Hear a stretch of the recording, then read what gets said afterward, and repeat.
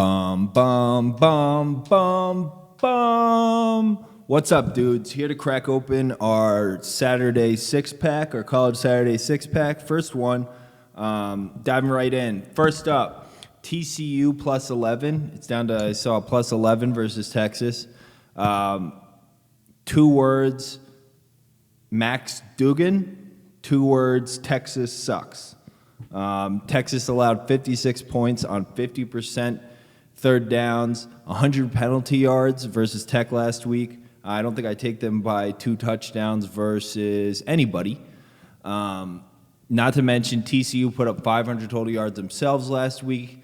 They got a pretty legit secondary, and they won the matchup last year. Texas just hasn't done a good job guarding like run-first mobile QBs during the Tom Herman era. So we'll take TCU plus 11, speeding right through at 12:30. I feel like he's going to fall off. At 12:30 Pacific time, we have Kansas State versus Texas Tech. Let's take the money line on Kansas State. Skylar Thompson was amazing last week. Granted, Oklahoma flushed that game away themselves, but Skylar Thompson was amazing last week. Probably the most like punchable name that you don't want to punch, huh? Not a Walker Buehler, that's for sure. But I think he's got to be front runner right now for performance of the season. He bossed out, and we're taking this game because of it's a flashback game. So last year I took Tech in this spot. I like Alan Bowman, so I took Tech, and I'm pretty sure they went up early. At one point I felt comfortable about the investment, and then like slowly K-State just ground them away. Just, like that wave lapping against the shore, just ground them out and eventually just outlast them and won at the end of the game. And I think the same thing happens this season.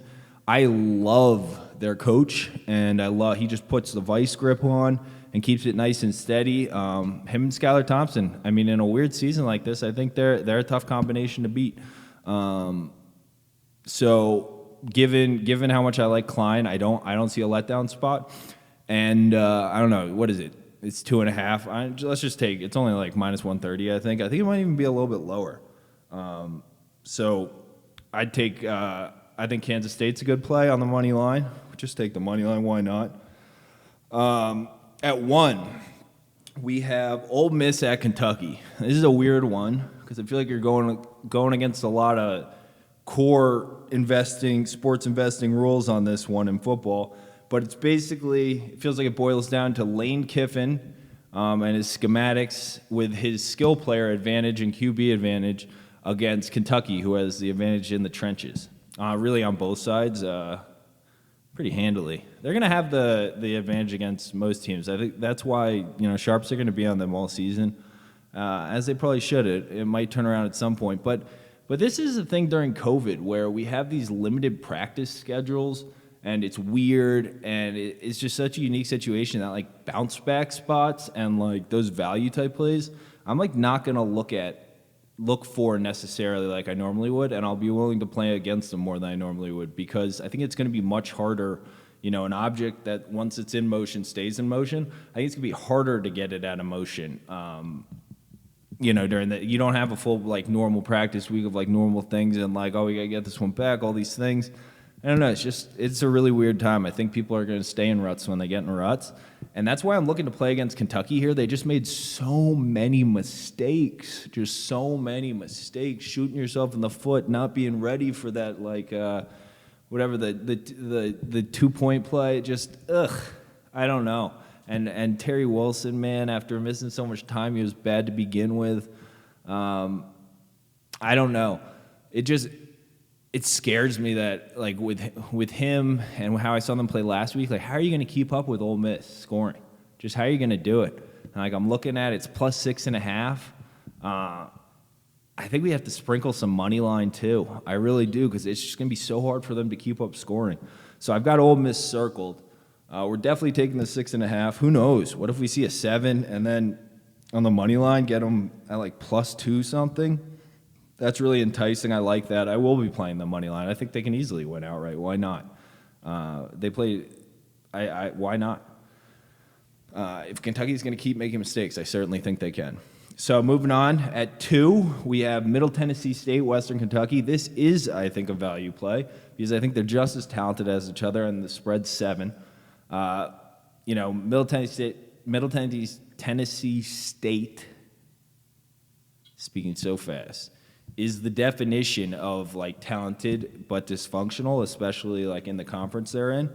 And I'm never super comfortable investing in them, but it's just like a little too enticing here with the matchup. Western Kentucky this year has Tyrell Pigram, the former Maryland kid, as their quarterback.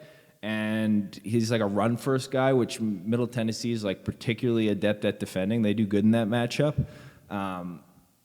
And they really can move the ball on anybody. It's just a matter of how much they screw up. So I'll take Middle Tennessee State plus the touchdown. That's at 2 o'clock. And then moving on to the late games, the 4:30s. So we got Iowa State, Oklahoma. Now I see it at +7. I see some 7.5s out there right now. Maybe we'll get them across the board. But I like Iowa State in this spot. I just did not like what I saw out of Oklahoma, and keeping the same theme going of like an object that's rolling towards poopy stays rolling towards poopy. I don't know. I just didn't like it. I thought Spencer Rattler I think this narrative's out there already, but I think he looked like poop, more poopy. So just like poopy in Oklahoma. And I don't know. I mean, Iowa State, I think their defense is better than it's shown. And, they kept it close last year. I don't know. I mean, Brock Purdy's a little enigmatic and all this stuff, but at least he's got a lot more experience. And I think so much – people aren't talking about it, but, Kenneth Murray walked out the door too, CD. I think Jalen Hurts, like so much leadership walked out the door that I'm just – I'm not going to bank on an Oklahoma rebound. I'd love to take those points. So we'll take the 7, take the 7.5. And then last up, Georgia, Auburn. And I love Bo Nix, but Georgia's defense is just going to be the best unit on the field here. They just are. And Auburn was able to take care of all Kentucky's mistakes and crap. But, they didn't look that good, and Georgia's not going to make those mistakes. So this is one where I wish I put this video out yesterday so we could have gotten a 6.5. But even at 7.5, like I'm not going to take it this second. Like at this point, why even? Wait to see if I can. It'll come back down. I'm sure I'll get a 7 somewhere. But we're going to take Georgia too. One other note.